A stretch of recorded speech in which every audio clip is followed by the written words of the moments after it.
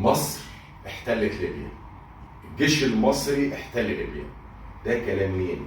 كلام القنوات الغربية والقنوات المأجورة التي تعمل لصالح الغرب ولصالح تركيا ولصالح كارهين مصر. كلنا نعلم ان الجيش المصري فعلا النهارده متواجد وبكثافة وبقوة في ليبيا. ليه؟ لمساعدة إخواننا الليبيين نظرا للكارثة التي مرت بهم. الدولة الوحيدة والجيش العربي الوحيد اللي تحرك عسكريا بكل المؤن والإمكانيات من الإنقاذ والغذاء والطبي لإنقاذ إخواننا الليبيين.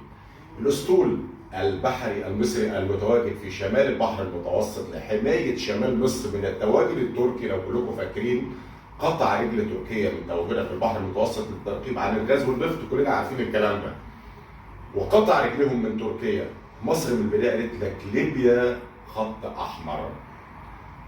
وفعلا تحرك الجيش المصري الوحيد لانقاذ ليبيا بكل امكانياته العسكريه. هي دي مصر. النهارده القنوات المأجوره بتقول لك الجيش المصري احتل ليبيا، مش عارفين حاجه يقولوها، مش لاقيين حاجه يقولوها. ليبيا خط احمر. الجيش المصري جيش مش محتل ولا جيش غازي ولا يغزو دوله شقيقه ولا بنغزو اي دوله. احنا جيش للحفاظ على الامن القومي المصري وامتداد الامن القومي المصري لو خارج البلاد. هي دي مصر. النهارده قنوات الاخوان المأجوره اللي بتعمل لصالح تركيا وتعمل لصالح بريطانيا وتعمل لصالح الغرب يقول لك الجيش المصري احتل ليبيا. الجيش المصري ازعل العالم، سيطر على شمال ليبيا المنطقة المنكوبة للمساعدة في ساعات.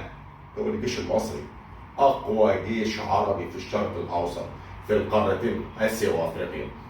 النهارده الجيش المصري تصنيفه الثامن عالميا. ده إحصائيات بتقولها المواقع، ولكن الحقيقة أقوى من كده بكتير. ولكن الحقيقة المؤكدة إن الجيش المصري ليس جيش محتل. مصر تساعد الأشقاء العرب أينما كانت وتحت أي ظروف رغم كل الظروف القاسية اللي بتمر بها مصر. هي دي مصر وده الجيش المصري. عايز تعرف أكتر؟ شرفني في قناتي على اليوتيوب، ابحث باللغة العربية الحقيقة مع بدران. عايز قناتي تكبر بيكم، شرفوني بالاشتراك. تحياتي.